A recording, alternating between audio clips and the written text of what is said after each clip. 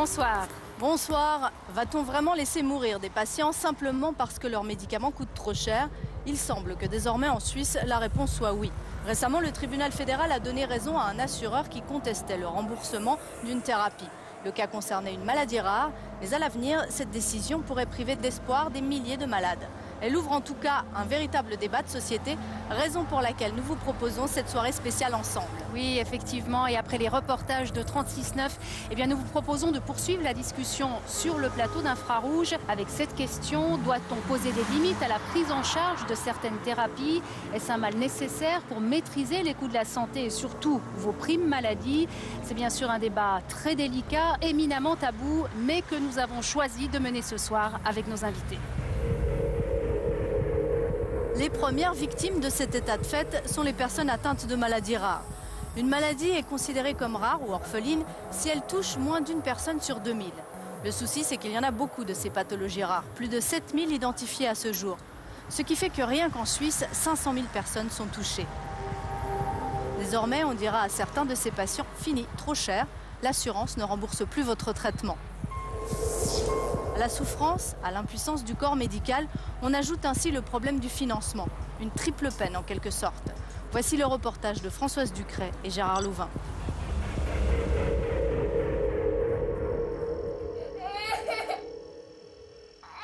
On nous a un peu baladé de gauche et de droite en nous disant que c'était un peu dans notre tête si notre fille était malade. Et puis, nous, on la voyait souffrir. Et on pouvait rien faire.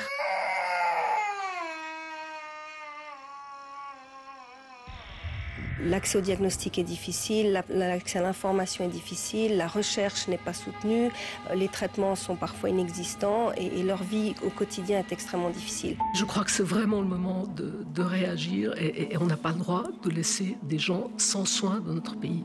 Le problème est un problème de mise en balance des intérêts financiers de la communauté avec l'intérêt à sauver la vie. Donc la limite, à un moment donné, devra être posée parce que les malades sérieux, graves et rares sont quand même nombreux. Le couperet est tombé fin 2010. Le tribunal fédéral a autorisé les assureurs à ne plus rembourser certains traitements onéreux, privant bon nombre de malades de médicaments indispensables à leur survie. Pour moi, c'est un terme assez fort, condamnation à mort, donc je ne vais pas l'utiliser, mais c'est quand même assez grave pour moi, cette décision. Alors ça, c'est un scandale monumental pour un pays comme la Suisse, un pays riche, un pays qui se veut équitable. C'est inadmissible qu'on condamne des gens à mort alors qu'ils n'ont rien fait, ils ne sont pas responsables de leur maladie. Et ils ne demandent qu'une chose, c'est aussi d'avoir la chance et l'espoir d'avoir une vie normale. Bira Meyer est membre du comité Pro-Raris, une association fêtière créée en 2010 pour défendre les 500 000 personnes qui sont aujourd'hui victimes de maladies rares en Suisse. Pro-Raris a organisé le 19 février dernier à Berne une journée de sensibilisation pour que cessent les injustices ou les discriminations dues aux méconnaissances du corps médical et politique. En fait, par rapport à cette problématique des maladies rares, donc il y a non seulement le nombre important, donc ces maladies rares sont finalement répandues. Et quelles sont les problématiques liées à ces maladies? Et je pense que plusieurs d'entre vous pourront en témoigner tout à l'heure. C'est d'abord l'accès au diagnostic, c'est l'errance diagnostique, c'est la difficulté d'avoir un diagnostic. Et c'est vraiment un véritable parcours du combattant pour les patients par rapport à cette problématique. Parcours du combattant. Cette expression, Laurent Meyer la connaît par cœur. Il souffre d'une porphyrie aiguë intermittente. Cette maladie ultra rare est due à une mutation génétique qui entraîne progressivement des lésions neurologiques accompagnées de violentes douleurs viscérales. Les problèmes abdominaux, les problèmes d'hypersudation, de crampes dans les jambes ont commencé vers l'âge de 17 ans. On a cherché des problèmes d'estomac, on a cherché des problèmes d'intestin, on a cherché des problèmes vésiculaires, en fait on ne trouvait jamais rien. Et les anti-inflammatoires restaient sans effet. Fin 2003, Laurent se fait opérer de la vésicule biliaire. Mais à la place de le soulager, cette intervention amplifie les douleurs. J'avais des symptômes qui venaient de plus en plus forts, où on m'hospitalisait, on essayait de comprendre ce qui se passait, on me renvoyait à la maison quand ça allait mieux. Personne ne savait réellement ce qui se passait. Pour vous, c'était dur, cette incompréhension du corps médical? Alors pour moi, oui, ça a été très pénible parce que je ne comprenais pas moi-même ce qui m'arrivait. Les mois passent. La situation s'aggrave. À l'hôpital de Fribourg, les médecins craignent une péritonite biliaire. Laurent est réopéré en urgence. Mais le diagnostic est erroné et la chirurgie inutile. Un généraliste commence alors à trouver la situation bizarre et pense à une maladie orpheline. Alors mon médecin m'a envoyé chez une hématologue qui a, elle, demandé des analyses à Paris pour un diagnostic de cette maladie. Et lorsque j'ai eu, quelques semaines plus tard, le rendez-vous chez elle, on m'a confirmé qu'il s'agissait bien d'une porphyrie aiguë intermittente. Donc, enfin, le nom de la maladie. Enfin, on mettait un nom sur mes souffrances. Et c'était la fin des problèmes? Ah non, c'était que le commencement. Un diagnostic est donc posé dans un centre génétique spécialisé de Paris. Mais les médecins de l'hôpital de Fribourg le réfutent. Pour moi, c'était même presque un bonheur de savoir que je n'avais pas cette vilaine maladie grave. Et je me disais, mais alors dites-moi de quoi je souffre. Et puis, longtemps, on tergiversait en disant, on parlait de problèmes somatoformes. Puis bien sûr, moi, je suis pas dans le médical. Et je ne comprenais pas ce que voulaient dire ces mots au départ. Ça fait mal comme ça? Certains médecins me disaient, c'est dans la tête que ça se passe, il faut vous relever, il faut remarcher, il faut arrêter d'être assis, il ne faut pas rester dans cette chaise roulante, c'est pas pour vous.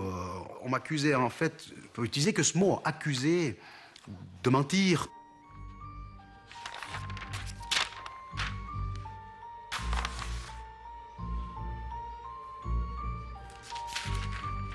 Laurent Meyer a été traité de fou, de simulateur.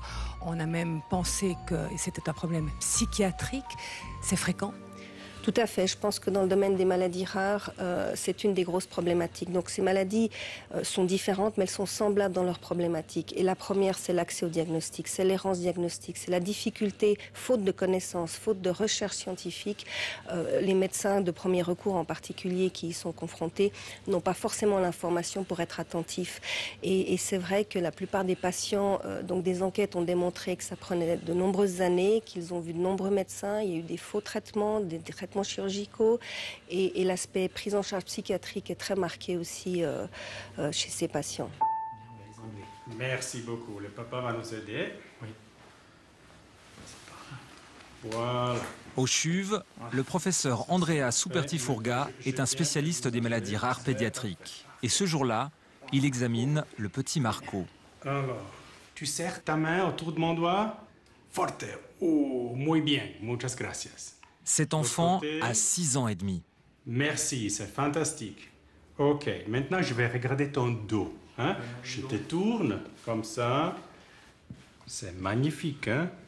On est très satisfait de voir qu'il prend quand même ce 2, 3, 4 cm chaque année. On espère, avec ce nouveau examen, de comprendre la cause. Et si on arrive à comprendre la cause, on peut au moins vous donner des informations plus précises et avec un peu de chance, un peu de temps, peut-être de trouver quelque chose pour stimuler la croissance. L'explication est toujours très importante dans l'élaboration psychologique d'une maladie congénitale. Si on n'arrive pas à expliquer, pas à donner un nom, une étiquette, on reste très mal à l'aise.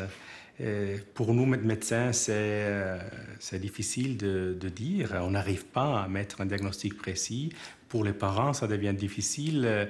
Ils se posent la question, mais est-ce que ces médecins sont vraiment compétents?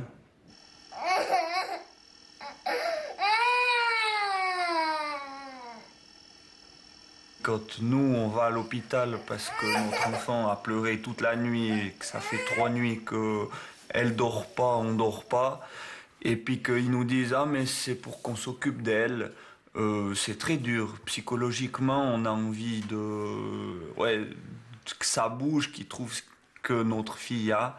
Et puis, en fin de compte, on a l'impression d'être délaissé parce qu'ils ne trouvent pas ce qu'elle a.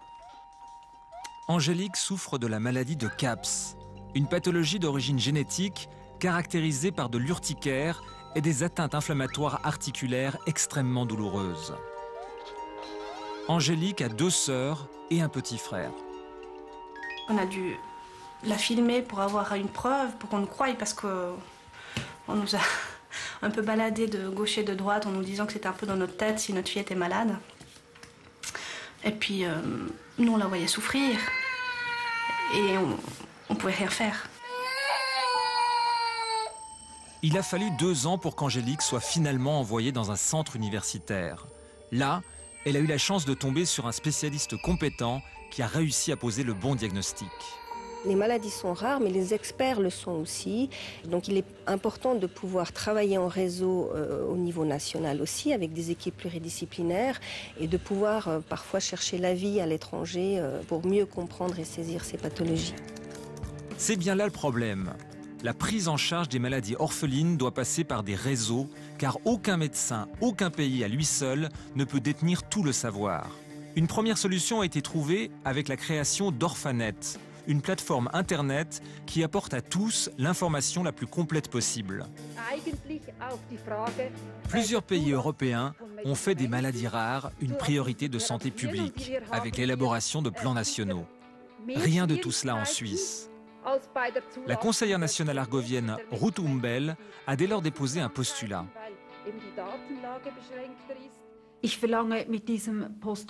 Je demande à travers ce postulat une stratégie de la Confédération. Elle doit, avec les cantons et les prestataires de soins, les hôpitaux, élaborer une stratégie pour les personnes souffrant de maladies rares. Il faut qu'un diagnostic puisse être posé. On doit aussi avoir des centres de compétences auxquels les médecins généralistes et les spécialistes peuvent s'adresser lorsqu'ils n'arrivent pas à s'en sortir tout seuls, qu'ils n'arrivent pas à identifier la maladie.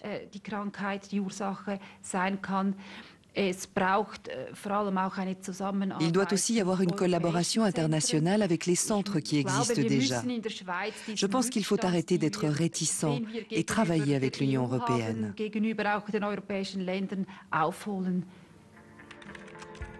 Le Conseil fédéral ayant accepté ce postulat en mars, nous avons sollicité avant l'été l'Office fédéral de la santé publique pour découvrir ce qu'il entendait faire. On nous a fait attendre 3 semaines pour finalement refuser notre demande d'interview. Oui, bonjour madame. Il y a 18 jours, donc j'ai déposé une demande pour pouvoir interroger monsieur Stroupler, donc directeur de l'office, sur les maladies orphelines. Et donc j'ai appris aujourd'hui qu'il ne serait pas possible d'entrer en contact avec lui. Oui. C'est donc un nom définitif de l'office. Oui, on peut rien changer à ce fait. Impossible donc d'avoir le directeur de l'office. Oui. Vous savez pas pourquoi? Écoutez, sinon écrivez-lui un mail. Oui, d'accord. Ok, bon, merci beaucoup. Je regrette, merci. Au revoir, madame, merci, au revoir. ProRaris a aussi souhaité être reçu par l'OFSP, sans succès jusqu'à ce jour. La première chose qu'on leur demande, c'est de reconnaître cette problématique, c'est de reconnaître que les maladies rares représentent un réel enjeu de santé publique, comme l'ont fait nos pays voisins. Il y a une inertie en Suisse qui moi, me désole. Donc, ce qu'on attend de l'OFSP, c'est qu'elle puisse prendre ça en considération, qu'on travaille ensemble avec, entre autres, les associations de patients pour un plan national comme la France l'a fait, qui vient d'adopter son 2e plan, et que tous les États membres sont censés adopter un plan d'ici 2013, et que la Suisse puisse suivre ce modèle. Si les malades galèrent dans un système de santé inadapté à leur pathologie, le parcours pour l'accès au traitement et au remboursement peut se transformer en un véritable labyrinthe. Les parents d'Angélique ont eu de nombreuses difficultés pour obtenir un médicament qui n'était disponible qu'outre-Atlantique. Ils avaient des bons résultats aux États-Unis, mais chez nous, il n'était pas permis. Donc il a de nouveau fallu se battre pour avoir ce traitement. Parce qu'on se disait, il y a quelque chose de mieux qui peut faire des bons effets sur notre fille. Pourquoi est-ce qu'on n'a pas le droit de l'avoir ? Le médecin d'Angélique a fait d'innombrables démarches pour que ce médicament soit homologué par Swissmedic, l'organisme qui délivre en Suisse les autorisations de mise sur le marché.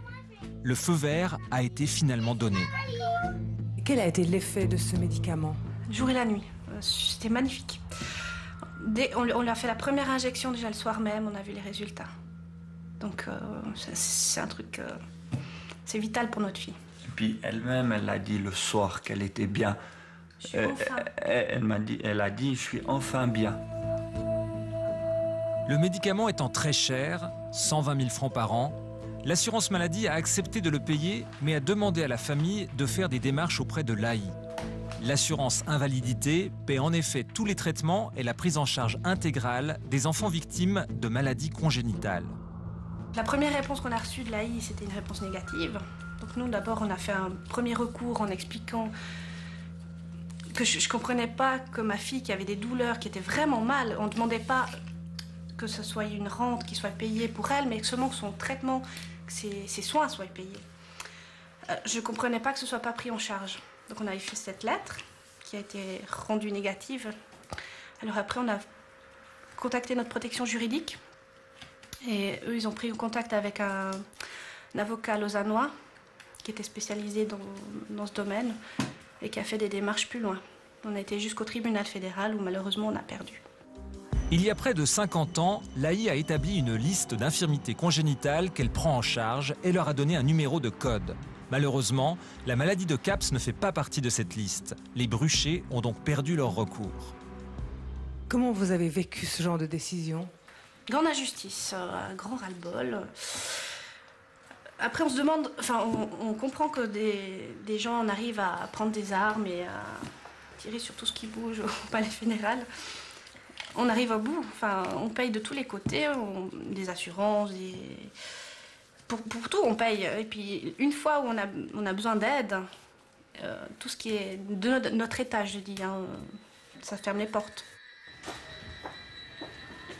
Je ne veux pas dire mal de notre AI, mais c'est vrai que le fonctionnement, il n'est pas idéal.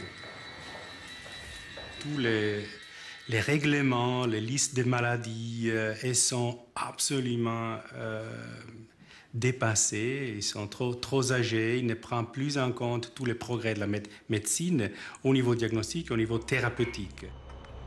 Nous avons réalisé une interview avec l'un des responsables de l'AI pour comprendre comment et à quel rythme la liste était adaptée aux nouvelles connaissances scientifiques. Malheureusement, l'AI nous a interdit de diffuser les extraits que nous avions choisis. Les chances de remboursement par l'AI des pathologies orphelines sont très restreintes. La prise en charge dépend donc essentiellement des caisses maladies. Les parents d'Angélique peuvent pour l'instant dormir tranquilles. Même si de nombreux frais sont à leur charge, les 120 000 francs annuels que coûte le médicament sont remboursés, car cette thérapie a été inscrite par l'OFSP sur la liste des spécialités. Mais tous n'ont pas la même chance.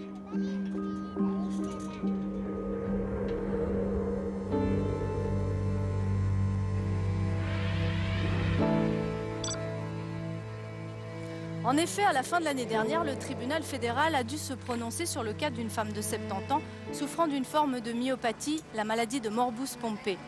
Il avait été saisi par l'assureur maladie qui ne voulait plus payer les 600 000 francs annuels du traitement. Un traitement autorisé, mais qui n'était pas dans la liste des spécialités, c'est-à-dire la liste des médicaments automatiquement remboursés par l'ALAMAL. Les juges ont donné raison à l'assurance en estimant qu'effectivement, dans ce cas particulier, le médicament ne présentait pas un bénéfice suffisant pour la patiente.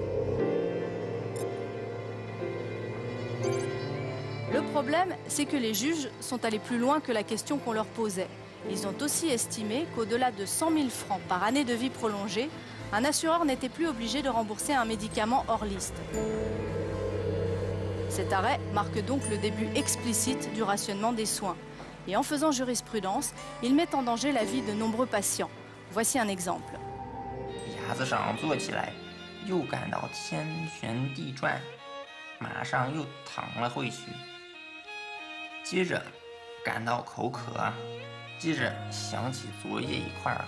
C'est environ 3 années que je suis en train d'apprendre le mandarin.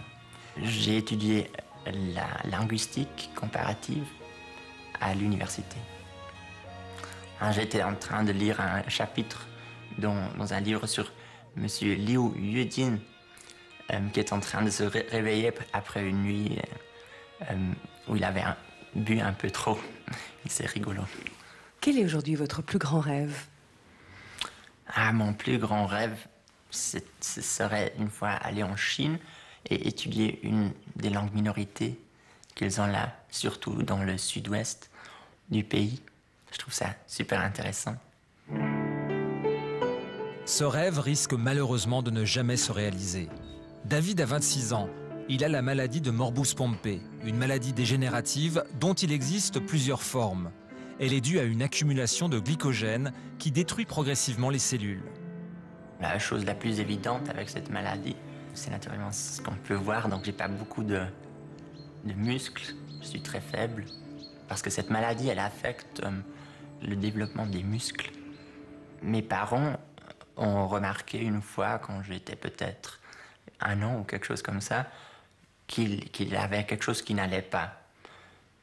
Et donc ils ont fait faire le diagnostic et le médecin a dit que c'est cette maladie. Malgré son manque de muscles, David a passé une enfance pratiquement sans problème, pouvant même jouer au foot avec ses copains. Il a pu suivre une scolarité normale, mais c'est sur les bancs de l'université que les choses ont basculé. So etwa im 4. Semester, also relativ bald, fühlte ich mich nicht C'est mehr à partir du 4e semestre que j'ai commencé à ne plus me sentir très bien. C'est arrivé doucement, mais cela devenait évident que je n'avais plus de force. Je rentrais après l'Uni à la maison et je ne pouvais plus rien faire. J'étais juste capable de regarder la télé, j'évitais de monter les escaliers, je m'endormais. J'étais au bout du rouleau. Je me suis dit, c'est la fin. Et c'est juste à ce moment-là qu'un médecin m'a contacté et m'a dit qu'il existait un nouveau traitement pour cette maladie.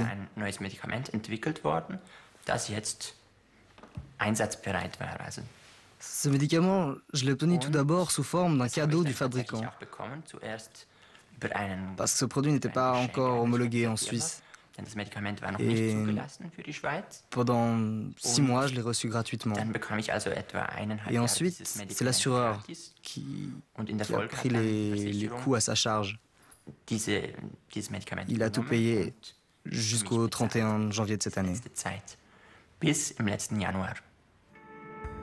Ce médicament, unique sur le marché, est horriblement cher. Pour David, la thérapie coûte au total 300 000 francs par année. Difficile de comprendre ce qui justifie ce prix. Moi, j'aimerais bien le savoir, justement. On nous dit effectivement les essais cliniques, population cible limitée, difficile de démontrer le coût, rentabilité, l'efficacité de ces traitements. Il semblerait que ça puisse justifier une partie de ces coûts. Mais je pense que la question pourrait être posée au niveau des pharma parce qu'on reste effectivement quoi devant des sommes pareilles et que de nouveau ces patients atteints de ces maladies sont encore victimes de tout un système qui paraît assez injuste, quoi. L'impression, et c'est même plus qu'une impression, c'est une certitude qu'il y a des conditions de monopole et que les industries, ils fixent le prix le plus haut possible. Je pense que notre recherche devait être ciblée pas seulement à trouver de nouveaux médicaments, mais aussi à trouver des conditions de production qui puissent aider à baisser le prix. L'efficacité de ce médicament a été assez grande. J'ai de nouveau eu l'énergie que j'avais au début. J'avais moins de problèmes avec la respiration, je pouvais continuer mes études normalement. Et tout ça, c'était quelque chose de vraiment qui m'aidait beaucoup. Est-ce que sur le plan médical, les bénéfices ont pu être quantifiés? C'était pas seulement l'amélioration subjective que j'ai eue, qui était énorme pour moi, mais aussi par des mesures objectives. Des tests pulmonaires réalisés à l'hôpital ont effectivement permis de mesurer cette amélioration. Si l'assureur a accepté de rembourser ce médicament, pourtant hors liste, c'est que David semblait remplir les conditions requises dans ce genre de situation. Valérie Junot est spécialiste dans le droit des médicaments. Les caisses maladie dans l'assurance obligatoire ne peuvent rembourser que dans 2 cas de figure. Celui qui nous intéresse ici, c'est celui d'un patient dont le pronostic vital est sérieusement mis en danger, soit maladie mortelle, soit invalidité grave. Ça, c'est la première condition. La deuxième condition, c'est qu'il n'existe pas d'alternative thérapeutique qui, elle, soit remboursée. Troisième condition, il faut que le médicament présente un bénéfice thérapeutique élevé. Et quatrième, que son coût ne soit pas disproportionné. Mais au 31 janvier, suite à l'arrêt du tribunal fédéral qui avait statué sur le cas spécifique d'une dame de 70 ans victime de la même maladie et dont le traitement avoisinait les 600 000 francs, la caisse maladie Concordia a décidé de ne plus payer. David a reçu cette lettre de refus de prise en charge. J'étais pas très content, mais je n'arrivais pas vraiment à évaluer les raisons. Est-ce que c'est vraiment trop cher et donc cela justifie que je sois privé de médicaments ou est-ce injuste? Au début, je n'arrivais pas à répondre. Mais au final, j'ai considéré que c'était une injustice. Nous avons sollicité une interview de la Concordia, mais l'assureur a évoqué la protection des données de David pour ne pas répondre à nos questions. Pour vous, ce médicament est vital ou vous pouvez vous en passer? C'est une question difficile. Si je repense à la manière dont ce médicament m'a aidé, il est clair que je n'ai pas envie d'y renoncer. Bien sûr, personne ne peut dire ce qui va se passer si je ne le prends plus. Mais j'ai envie de vivre ma vie normalement, comme j'ai pu le faire jusqu'à maintenant. Certains vont jusqu'à dire que sans ce médicament, votre vie peut être mise en danger. Qu'est-ce que vous dites de ça? Oui, c'est ce qu'on peut clairement attendre. Si je n'ai plus ce médicament, c'est une question statistique. Ma santé va se dégrader beaucoup plus vite, oui. Il est malheureux de voir qu'à partir d'une situation unique, qui a engendré cet arrêt du tribunal fédéral, on en ait fait une généralité et qu'effectivement de nombreux patients risquent maintenant d'être pénalisés par cette décision, alors qu'on n'a pas tenu compte que toutes ces maladies ne s'expriment pas de la même manière chez les patients, que les réponses au traitement sont extrêmement variables d'un individu à l'autre et que tout ça n'a pas du tout été pris en compte. Et que là, on a une décision qui vient d'une autorité sans tenir compte de toutes ces données de médecine de terrain auprès des médecins traitants et autres pour prendre une décision qui est grave aujourd'hui. Je pense que le tribunal fédéral a pris une décision pour un cas très très précis et que, en l'espèce, on peut certainement conseiller, soutenir David s'il veut essayer d'aller plus loin, de recourir contre son assurance. Anne-Françoise Auberson est juriste et vice-présidente de ProRaris. Je ne peux pas m'empêcher de penser que c'est un côté quand même un tout petit peu cynique compte tenu de l'état de santé de ce garçon, de l'énergie qu'il faut, du temps que ça prend. Alors je me dis que ProRaris, là, a un rôle à jouer qui est d'agir au fond en amont. En l'occurrence, notre seul interlocuteur possible, c'est le politique et par voie de conséquence le législateur, à qui on doit demander d'intervenir. Appartient-il à des juges de décider ce qu'il y a lieu de payer pour notre santé ou est-ce aux politiques d'empoigner le dossier? Question d'autant plus brûlante qu'en plus, le tribunal fédéral a fixé à 100 000 francs la limite annuelle à ne pas dépasser lors du remboursement des thérapies hors liste. On peut dès lors se demander si les assureurs ne risquent pas de vouloir appliquer cette mesure au remboursement de tous les médicaments, quelle que soit leur catégorie. Si un médicament figure dans la liste des spécialités et qu'il a été prescrit par un médecin et qu'il est prescrit pour son indication approuvée et conformément aux limitations, la caisse n'a aucune marge de manœuvre. Elle doit rembourser un médicament qui remplit ces conditions. La question pourrait se poser, risque d'ailleurs de se poser, lors du processus d'inscription dans la liste des spécialités, puisque à ce stade, on vérifie si le médicament est efficace, approprié et économique. Par rapport à cette condition de l'économicité, il se pourrait très bien que l'Office fédéral de la santé publique et sa commission fédérale des médicaments tiennent compte indirectement de l'arrêt pour dire que le seuil de 100 000 francs doit être utilisé, en tout cas comme directive. Sur ces images, Mathias poinçillite. Il a 6 ans, tout va bien.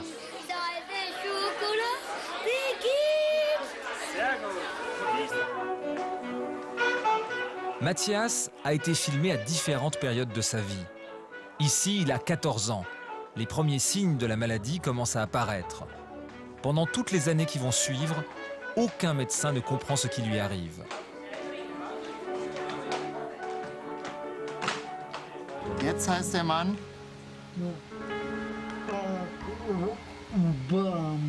Ganz genau. Aujourd'hui, Mathias a 31 ans. Infirme, il ne peut plus partager la vie de famille des poinçillites et a dû être placé en institution. J'éclaire den Kampfeinsatz im Irak. Alix, sa sœur, a commencé à présenter les mêmes symptômes. Ce n'est que l'année dernière qu'un diagnostic a pu être posé sur elle et Tsita, la benjamine. Elles souffrent toutes deux de la maladie génétique de Niemann-Pick C, une maladie due à une accumulation de lipides dans les cellules qui conduit à de graves troubles psychiques, moteurs, auditifs et visuels. Les parents, Annie et Christophe Poinsilit, ont été soulagés quand un médicament a enfin pu être mis à leur disposition. Pour Alix, c'est bientôt 1 an. Elle l'a reçu début mai de l'année dernière, 2010.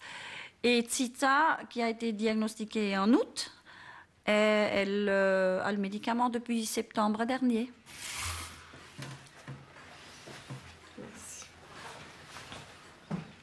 Chez Alix, il y a des gros changements. Elle est redevenue plus vive. Elle entend beaucoup mieux. Et sa mémoire, chaque mois, on peut le constater qu'elle gagne. Elle a complètement perdu la mémoire courte, mais ça revient doucement.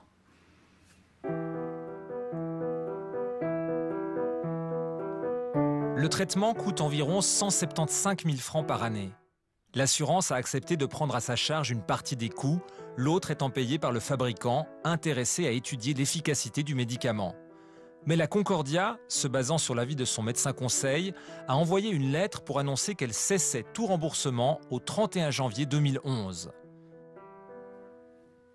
Cela démontre que l'arrêt du tribunal fédéral fait jurisprudence pour d'autres pathologies que morbus Pompe.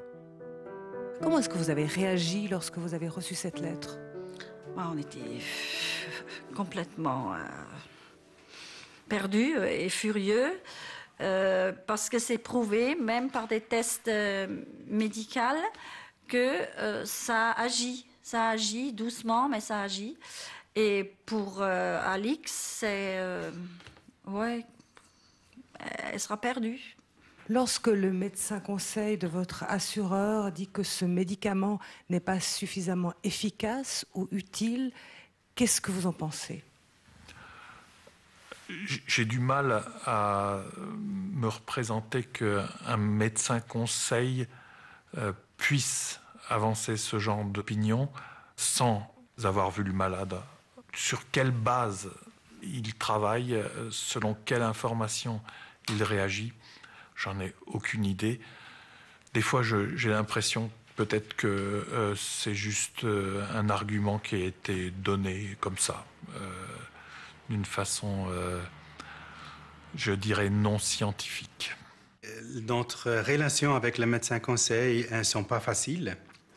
Il est vrai que ce sont des collègues impeccables, mais ils sont, la plupart des fois, ils sont débordés à interpréter les données qui concernent des enfants ou même des adultes avec des maladies rares parce que, A, ils ne connaissent pas la maladie, B, ils n'ont parfois aucune idée de la situation réelle du malade, du patient et de sa famille. C'est-à-dire qu'on a l'impression qu'ils décident pas avec des critères équitables, mais qu'avec le paragraphe. In fine, c'est l'assureur qui décide. C'est-à-dire que le médecin qui s'occupe du malade s'adresse à l'assureur et c'est le médecin conseil de l'assurance qui va dire oui ou non. Alors, pour moi, il y a là déjà une anomalie évidente parce que quand le tribunal fédéral dit qu'il faut une énorme expertise, il y a très peu de spécialistes, puisqu'il y a peu de malades par pathologie. Par définition, c'est très difficile de trouver un spécialiste. Donc, je n'ai rien personnellement contre le médecin conseil d'une assurance, mais par définition, comment cette personne peut décider de l'efficacité d'un médicament dans un cas particulier? Ça me semble mission impossible. La famille Poinsilit se bat sans relâche pour éviter à Tsita et Alix le même sort que celui de leur frère. Elle a écrit à l'assureur et à l'Office fédéral de la santé publique pour qu'ils réexaminent la situation.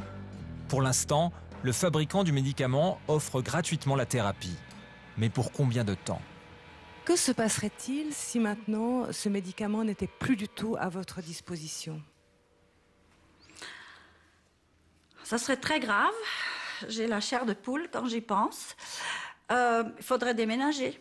Il faudrait aller en France ou en Allemagne ou en Autriche ou en Italie. Mais il nous faut ce médicament. Vous êtes révoltée? Oui, oui.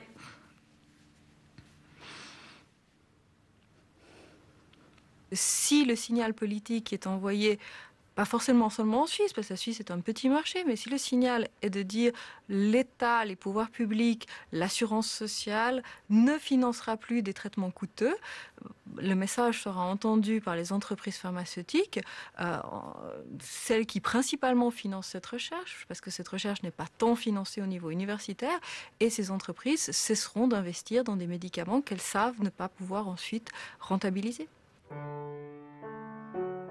Et une nouvelle fois, les premières victimes seront les personnes souffrant de maladies rares.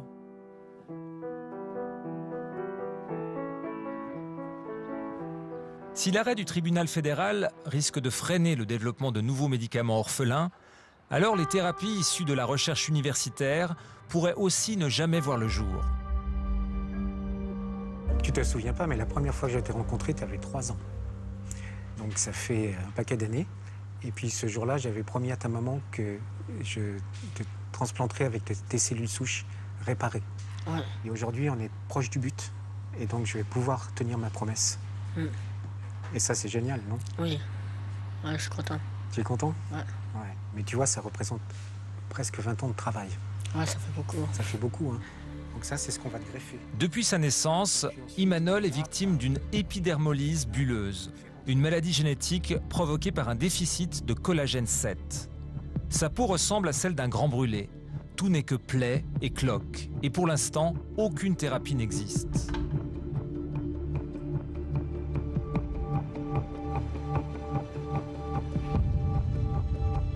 À l'EPFL, l'équipe du professeur Yann Barandon a réussi à développer une thérapie génique qui consiste à réinjecter, en laboratoire, du collagène 7 directement dans les cellules souches prélevées sur le jeune homme. Une fois cultivée, la peau ainsi réparée sera greffée. Une demande d'autorisation vient d'être soumise à Swissmedic et l'essai clinique en dépend. Mais cette recherche ouvre au final des perspectives nettement plus larges.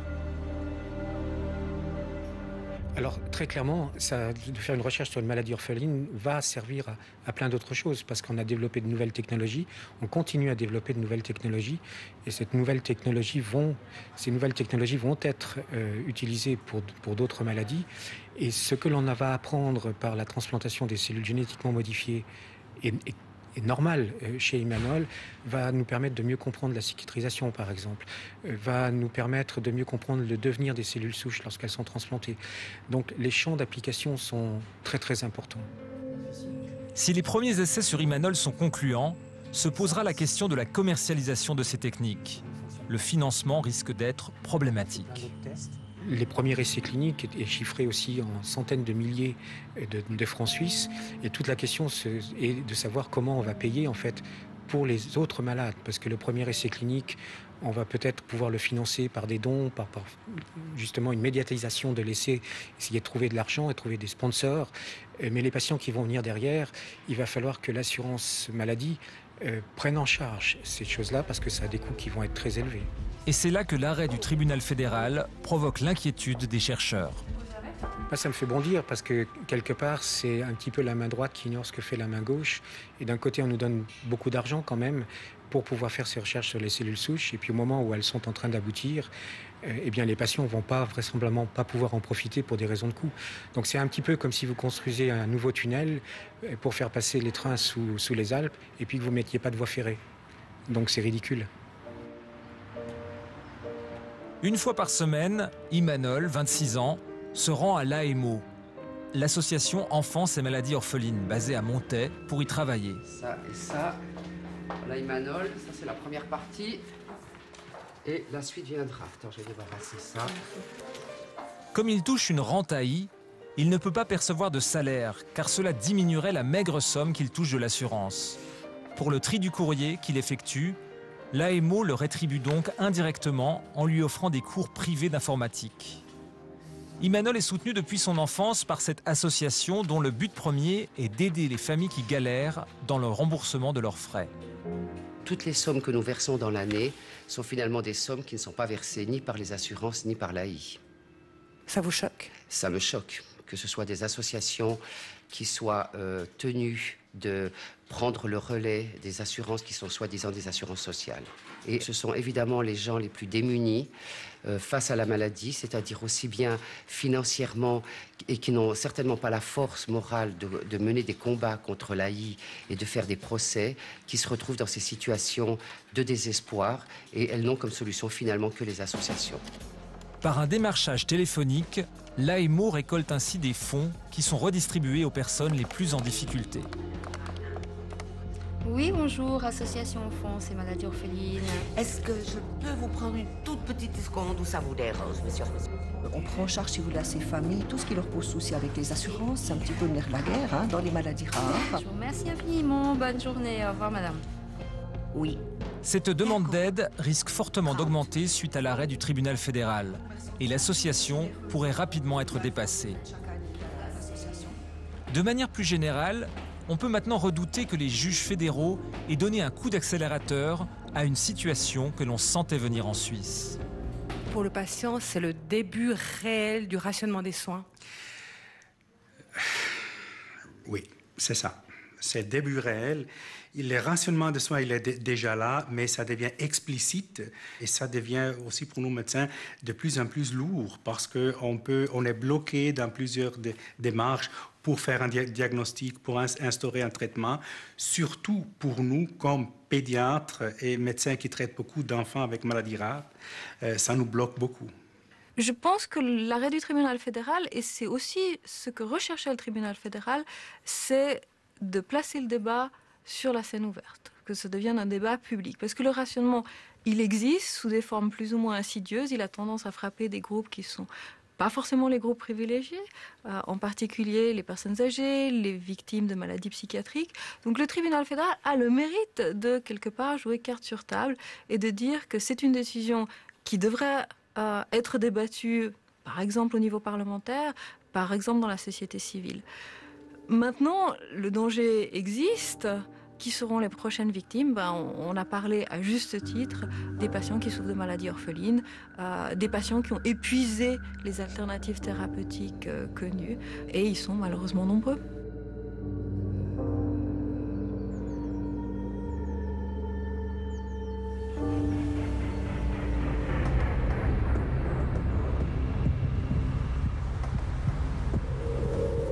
Ce n'est ni le rôle ni l'intention des juges du tribunal fédéral de faire la politique de santé du pays. La brutalité de cet arrêt nous oblige à empoigner la question qui fait peur, celle de la limite. Au-delà du coût parfois vraiment injustifié de certains traitements, il y a le fait que la médecine est un champ sans limite.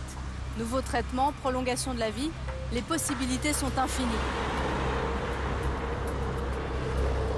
Pendant combien de temps pourra-t-on maintenir la solidarité et offrir tout à tout le monde ?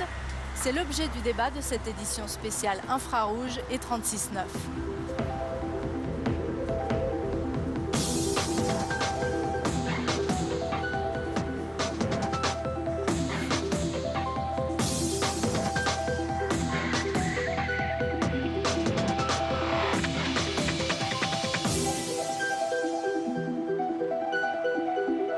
Par rapport à cette condition de l'économicité, il se pourrait très bien que l'Office fédéral de la santé publique et sa commission fédérale des médicaments tiennent compte indirectement de l'arrêt pour dire que le seuil de 100 000 francs doit être utilisé, en tout cas comme directive.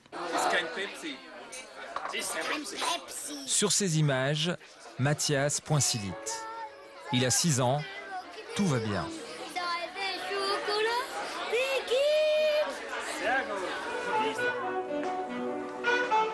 Mathias a été filmé à différentes périodes de sa vie. Ici, il a 14 ans. Les premiers signes de la maladie commencent à apparaître. Pendant toutes les années qui vont suivre, aucun médecin ne comprend ce qui lui arrive. Jetzt heißt der Mann?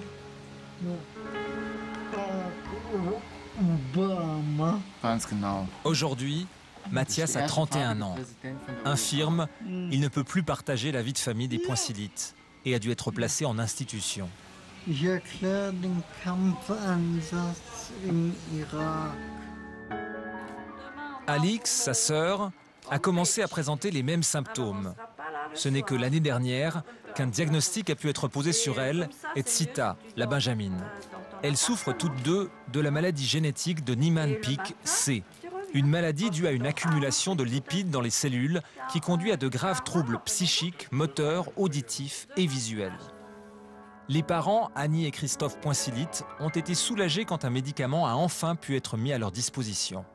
Pour Alix, c'est bientôt 1 an.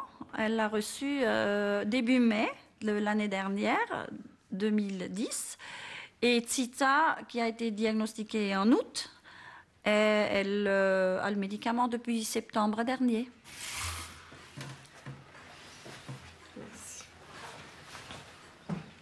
Chez Alix, il y a des gros changements. Elle est redevenue plus vive. Elle entend beaucoup mieux et sa mémoire, chaque mois, on peut le constater qu'elle gagne. Elle a complètement perdu la mémoire courte, mais ça revient doucement.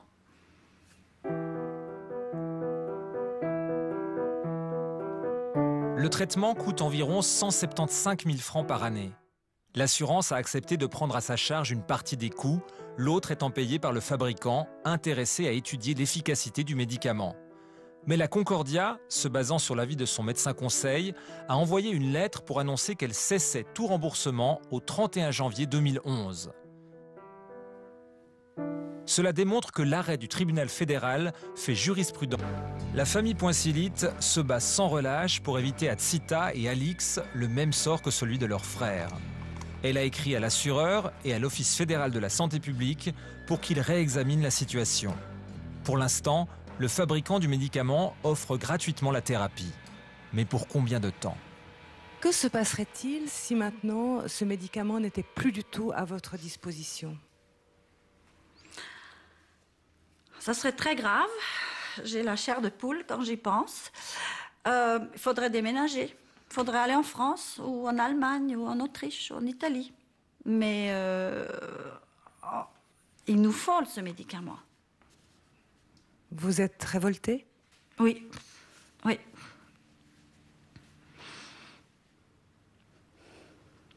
Si le signal politique est envoyé, pas forcément seulement en Suisse, parce que la Suisse est un petit marché, mais si le signal est de dire l'État, les pouvoirs publics, l'assurance sociale ne financera plus des traitements coûteux, le message sera entendu par les entreprises pharmaceutiques, celles qui principalement financent cette recherche, parce que cette recherche n'est pas tant financée au niveau universitaire, et ces entreprises cesseront d'investir dans des médicaments qu'elles savent ne pas pouvoir ensuite rentabiliser. Et une nouvelle fois, les premières victimes seront les personnes souffrant de maladies rares.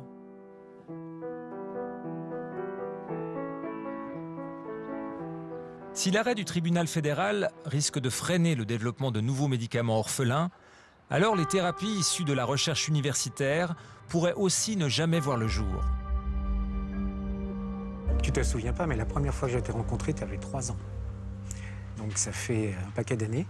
Et puis ce jour-là, j'avais promis à ta maman que je te transplanterais avec tes cellules souches réparées. Ouais. Et aujourd'hui, on est proche du but. Et donc, je vais pouvoir tenir ma promesse. Et ça, c'est génial, non? Oui. Ouais, je suis content. Tu es content? Ouais. Ouais. Mais tu vois, ça représente presque 20 ans de travail. Ouais, ça fait beaucoup. Ça fait beaucoup, hein. Donc ça, c'est ce qu'on va te greffer. Depuis sa naissance, Imanol est victime d'une épidermolyse bulleuse, une maladie génétique provoquée par un déficit de collagène 7. Sa peau ressemble à celle d'un grand brûlé. Tout n'est que plaies et cloques. Et pour l'instant, aucune thérapie n'existe.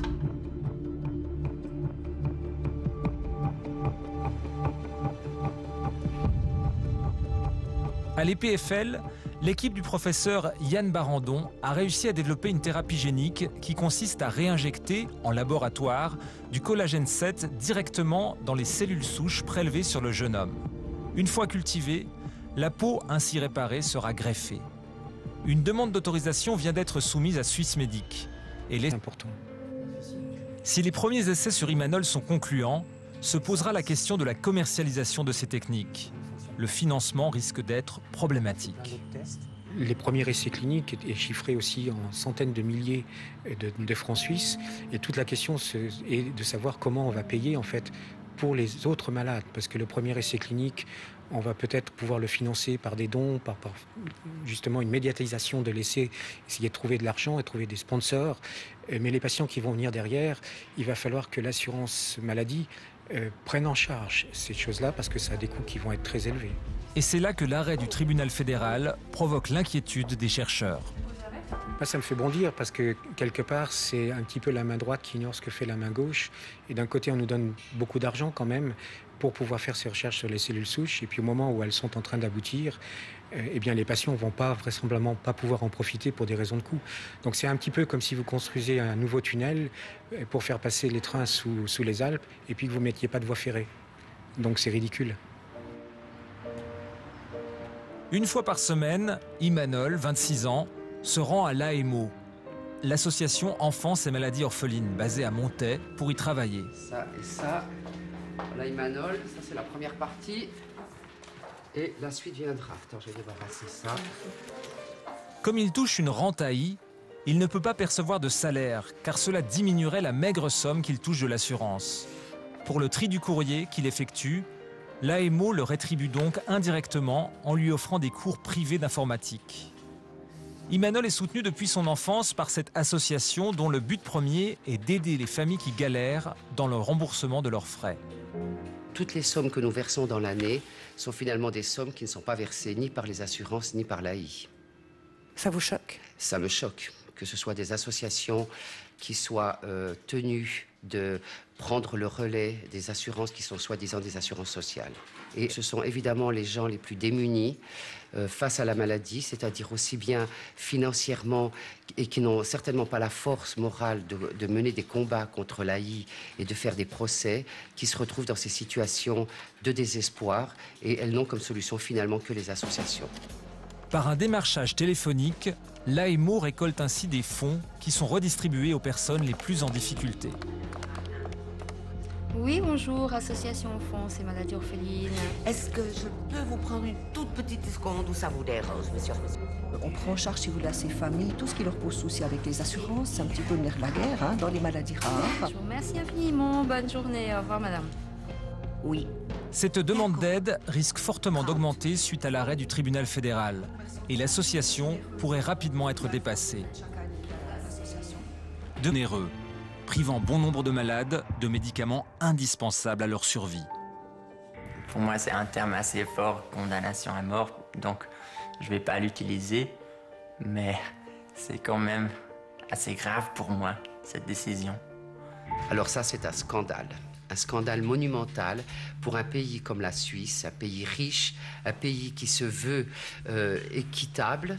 C'est inadmissible qu'on condamne des gens à mort alors qu'ils n'ont rien fait, ils ne sont pas responsables de leur maladie et ils ne demandent qu'une chose, c'est aussi d'avoir la chance et l'espoir d'avoir une vie normale. Bira Meyer est membre du comité Pro-Raris, une association fêtière créée en 2010 pour défendre les 500 000 personnes qui sont aujourd'hui victimes de maladies rares en Suisse. Pro-Raris a organisé le 19 février dernier à Berne une journée de sensibilisation pour que cessent les injustices ou les discriminations dues aux méconnaissances du corps médical et politique. En fait, par rapport à cette problématique des maladies rares, donc il y a non seulement le nombre important, donc ces maladies rares sont finalement répandues, et quelles sont les problématiques liées à ces maladies, et je pense que plusieurs d'entre vous pourront en témoigner tout à l'heure, c'est d'abord l'accès au diagnostic, c'est l'errance diagnostique, c'est la difficulté d'avoir un diagnostic, et c'est vraiment un véritable parcours du combattant pour les patients par rapport à cette problématique. Parcours du combattant. Cette expression, Laurent Meyer la connaît par cœur. Il souffre d'une porphyrie aiguë intermittente. Cette maladie ultra rare est due à une mutation génétique qui entraîne progressivement des lésions neurologiques accompagnées de violentes douleurs viscérales. Les problèmes abdominaux, les problèmes d'hypersudation, de crampes dans les jambes ont commencé vers l'âge de 17 ans. On a cherché des problèmes d'estomac, on a cherché des problèmes d'intestin, on a cherché des problèmes vésiculaires, en fait, on ne trouvait jamais rien. Et les anti-inflammatoires restaient sans effet. Fin 2003, Laurent se fait opérer de la vésicule biliaire. Mais à la place de le soulager, cette intervention amplifie les douleurs. J'avais des symptômes qui venaient de plus en plus forts, où on m'hospitalisait, on essayait de comprendre ce qui se passait, on me renvoyait à la maison quand ça allait mieux. Personne ne savait réellement ce qui se passait.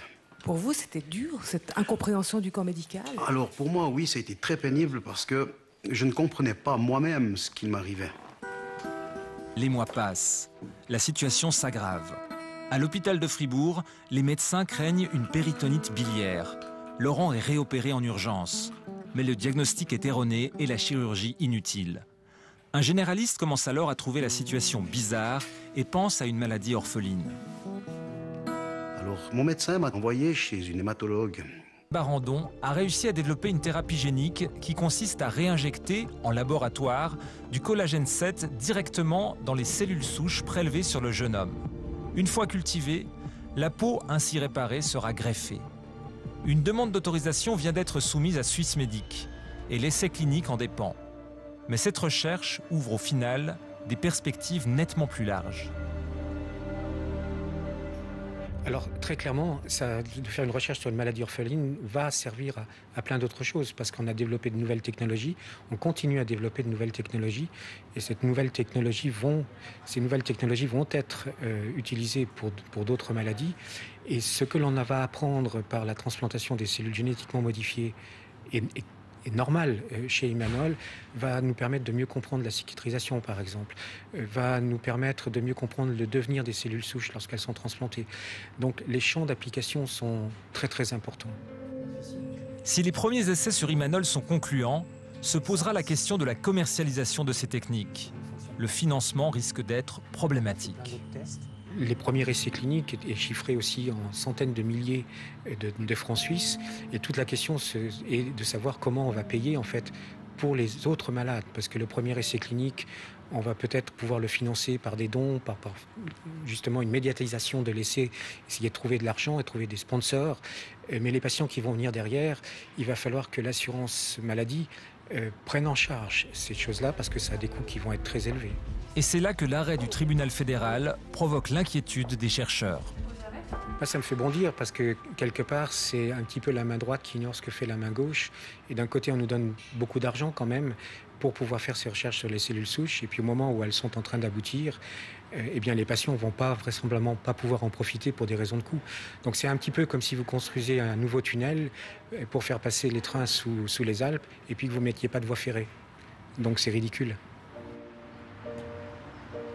Une fois par semaine, Imanol, 26 ans, se rend à l'AEMO, l'association Enfance et Maladies Orphelines, basée à Montaix, pour y travailler. Ça et ça, la Imanol, ça c'est la première partie. Et la suite viendra. Attends, je vais débarrasser ça. Comme il touche une rente AI, il ne peut pas percevoir de salaire, car cela diminuerait la maigre somme qu'il touche de l'assurance. Pour le tri du courrier qu'il effectue, l'AEMO le rétribue donc indirectement en lui offrant des cours privés d'informatique. Imanol est soutenu depuis son enfance par cette association dont le but premier est d'aider les familles qui galèrent dans le remboursement de leurs frais. Toutes les sommes que nous versons dans l'année sont finalement des sommes qui ne sont pas versées ni par les assurances ni par l'AI.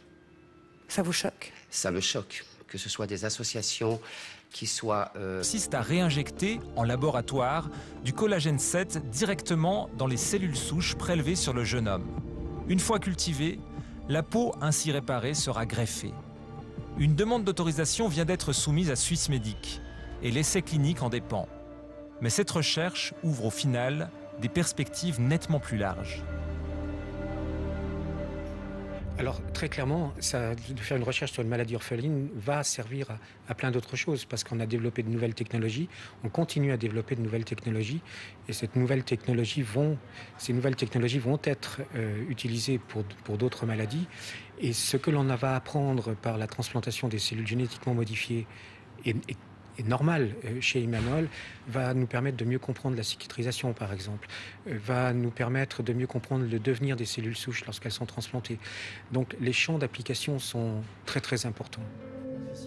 Si les premiers essais sur Imanol sont concluants, se posera la question de la commercialisation de ces techniques.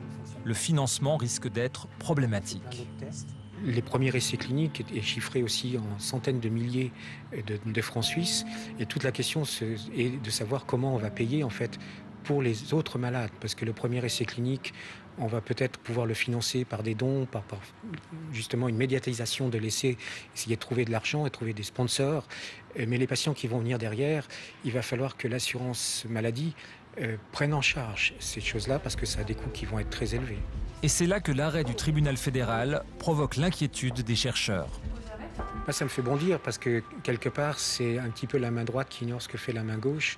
Et d'un côté, on nous donne beaucoup d'argent quand même pour pouvoir faire ces recherches sur les cellules souches. Et puis au moment où elles sont en train d'aboutir, eh bien, les patients ne vont vraisemblablement pas pouvoir en profiter pour des raisons de coût. Donc c'est un petit peu comme si vous construisez un nouveau tunnel pour faire passer les trains sous les Alpes et puis que vous ne mettiez pas de voie ferrée. Donc c'est ridicule.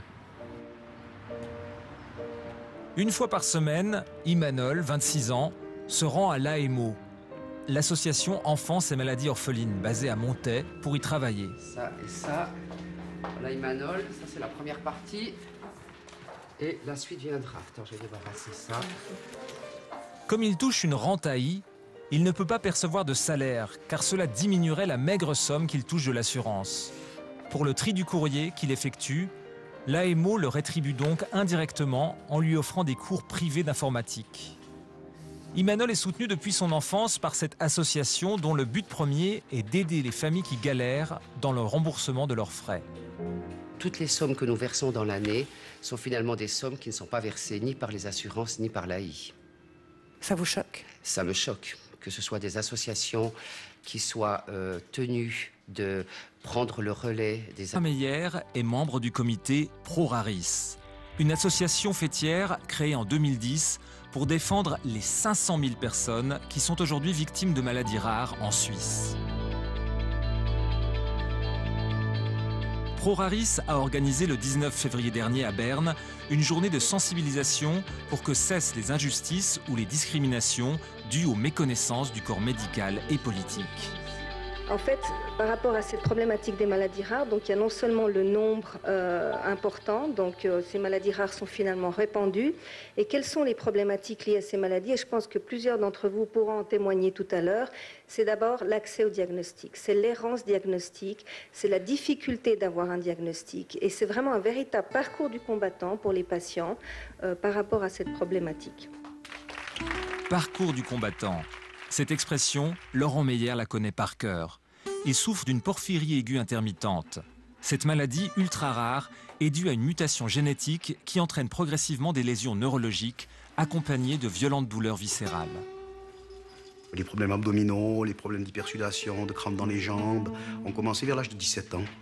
On a cherché des problèmes d'estomac, on a cherché des problèmes d'intestin, on a cherché des problèmes vésiculaires, en fait on ne trouvait jamais rien.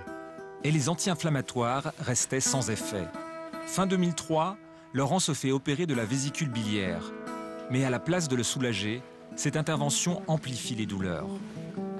J'avais des symptômes qui venaient de plus en plus forts, où on m'hospitalisait, on essayait de comprendre ce qui se passait, on me renvoyait à la maison quand ça allait mieux. Personne ne savait réellement ce qui se passait. Pour vous, c'était dur, cette incompréhension du corps médical? Alors pour moi, oui, ça a été très pénible parce que je ne comprenais pas moi-même ce qui m'arrivait. Les mois passent. La situation s'aggrave. À l'hôpital de Fribourg, les médecins craignent une péritonite biliaire. Laurent est réopéré en urgence. Mais le diagnostic est erroné et la chirurgie inutile. Un généraliste commence alors à trouver la situation bizarre et pense à une maladie orpheline. Alors mon médecin m'a envoyé chez une hématologue qui a, elle, demandé des analyses à Paris pour un diagnostic de cette maladie. Et lorsque j'ai eu, quelques semaines plus tard, le rendez-vous chez elle, on m'a confirmé qu'il s'agissait bien d'une porphyrie aiguë intermittente. Donc, enfin, le nom de la maladie. Enfin, on mettait un nom sur mes souffrances. Et c'était la fin des problèmes? Ah non, c'était que le commencement. Un diagnostic est donc posé dans un centre génétique spécialisé de Paris. Mais les médecins de l'hôpital de Fribourg le réfutent. Pour moi, c'était même presque un bonheur de savoir que je n'avais pas cette vilaine maladie grave. Et je me disais, mais alors dites-moi... On reste très mal à l'aise. Pour nous, médecins, c'est difficile de dire. On n'arrive pas à mettre un diagnostic précis. Pour les parents, ça devient difficile. Ils se posent la question, mais est-ce que ces médecins sont vraiment compétents?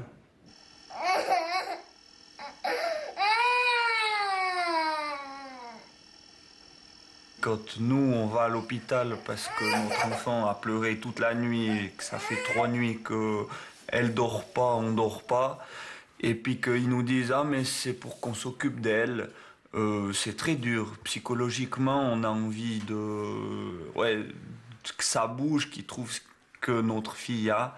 Et puis, en fin de compte, on a l'impression d'être délaissé parce qu'ils ne trouvent pas ce qu'elle a. Angélique souffre de la maladie de CAPS, une pathologie d'origine génétique caractérisée par de l'urticaire et des atteintes inflammatoires articulaires extrêmement douloureuses. Angélique a 2 sœurs et un petit frère. On a dû la filmer pour avoir une preuve, pour qu'on nous croie, parce qu'on nous a un peu baladé de gauche et de droite en nous disant que c'était un peu dans notre tête si notre fille était malade. Et puis, nous, on la voyait souffrir. Et on pouvait rien faire. Il a fallu 2 ans pour qu'Angélique soit finalement envoyée dans un centre universitaire. Là, elle a eu la chance de tomber sur un spécialiste compétent qui a réussi à poser le bon diagnostic. Les maladies sont rares, mais les experts le sont aussi. Donc il est important de pouvoir travailler en réseau au niveau national aussi, avec des équipes pluridisciplinaires, et de pouvoir parfois chercher l'avis à l'étranger pour mieux comprendre et saisir ces pathologies. C'est bien là le problème. La prise en charge des maladies orphelines doit passer par des réseaux, car aucun médecin, aucun pays à lui seul ne peut détenir tout le savoir. Une première solution a été trouvée avec la création d'Orphanet, une plateforme Internet qui apporte à tous l'information la plus complète possible. Plusieurs pays européens ont fait des maladies rares une priorité de santé publique, avec l'élaboration de plans nationaux. Rien de tout cela en Suisse. La conseillère nationale argovienne Ruth Umbel a dès lors déposé un postulat.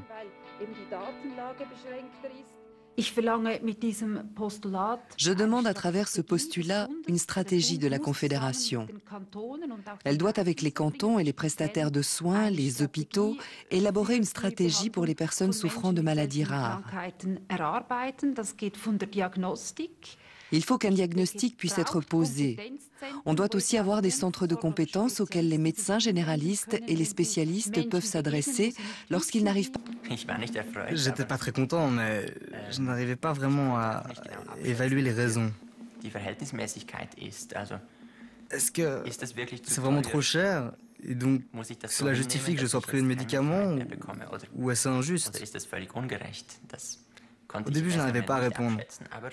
Mais au final, j'ai considéré que c'était une injustice. Nous avons sollicité une interview de la Concordia, mais l'assureur a évoqué la protection des données de David pour ne pas répondre à nos questions. Pour vous, ce médicament est vital ou vous pouvez vous en passer? C'est une question difficile. Si je repense à la manière dont ce médicament m'a aidé, il est clair que je n'ai pas envie d'y renoncer. Bien sûr, personne ne peut dire ce qui va se passer si je ne le prends plus. Mais j'ai envie de vivre ma vie normalement, comme j'ai pu le faire jusqu'à maintenant.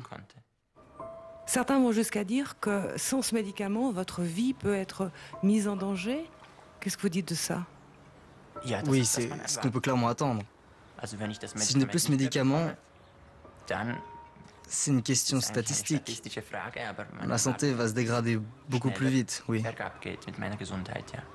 Il est malheureux de voir qu'à partir d'une situation unique, qui a engendré cet arrêt du tribunal fédéral, on en est fait une généralité et qu'effectivement de nombreux patients risquent maintenant d'être pénalisés par cette décision, alors qu'on n'a pas tenu compte que toutes ces maladies ne s'expriment pas de la même manière chez les patients, que les réponses au traitement sont extrêmement variables d'un individu à l'autre et que tout ça n'a pas du tout été pris en compte. Et que là, on a une décision qui vient d'une autorité sans tenir compte de toutes ces données de médecine de terrain auprès des médecins traitants et autres pour prendre une décision qui est grave aujourd'hui. Je pense que le tribunal fédéral a pris une décision pour un cas très très précis et que, en l'espèce, on peut certainement conseiller, soutenir David s'il veut essayer d'aller plus loin, de recourir contre son assurance. Anne-Françoise Auberson est juriste et vice-présidente de ProRaris. Je ne peux pas m'empêcher de penser que c'est un côté quand même un tout petit peu cynique compte tenu de l'état de santé de ce garçon, de l'énergie qu'il faut, du temps que ça prend. Alors je me dis que ProRaris, là, a un rôle à jouer qui est d'agir au fond en amont. En l'occurrence, notre seul interlocuteur possible, c'est le politique et par voie de conséquence le législateur, à qui on doit demander d'intervenir. Appartient-il à des juges de décider ce qu'il y a lieu de payer pour notre santé ou est-ce aux politiques d'empoigner le dossier? Question d'autant plus brûlante qu'en plus, le tribunal fédéral a fixé à 100 000 francs la limite annuelle à ne pas dépasser lors du remboursement des thérapies hors liste. On peut dès lors se... Tout ce qui bouge au palais fédéral, on arrive au bout. Enfin, on paye de tous les côtés, des assurances, pour tout on paye. Et puis une fois où on a besoin d'aide, tout ce qui est de notre état, je dis, hein, ça ferme les portes. Je ne veux pas dire mal de notre AI, mais c'est vrai que le fonctionnement, il n'est pas idéal. Tous les règlements, les listes des maladies, elles sont absolument dépassés, ils sont trop âgés, ils ne prennent plus en compte tous les progrès de la médecine au niveau diagnostique, au niveau thérapeutique. Nous avons réalisé une interview avec l'un des responsables de l'AI pour comprendre comment et à quel rythme la liste était adaptée aux nouvelles connaissances scientifiques. Malheureusement, l'AI nous a interdit de diffuser les extraits que nous avions choisis. Les chances de remboursement par l'AI des pathologies orphelines sont très restreintes. La prise en charge dépend donc essentiellement des caisses maladies. Les parents d'Angélique peuvent pour l'instant dormir tranquilles. Même si de nombreux frais sont à leur charge, les 120 000 francs annuels que coûte le médicament sont remboursés, car cette thérapie a été inscrite par l'OFSP sur la liste des spécialités. Mais tous n'ont pas la même chance.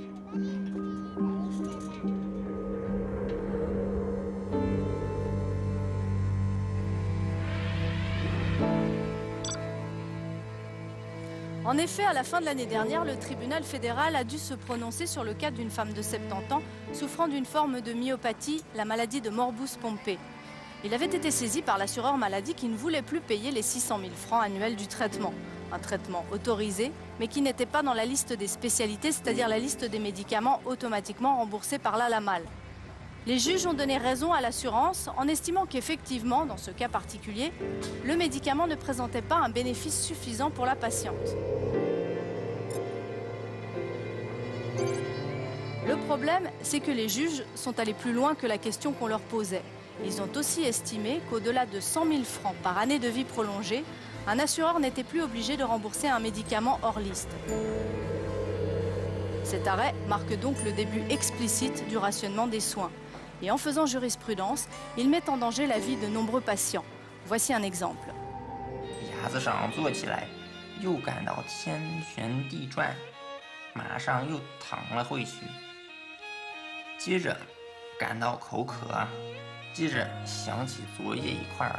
C'est environ 3 années que je suis en train d'apprendre le mandarin.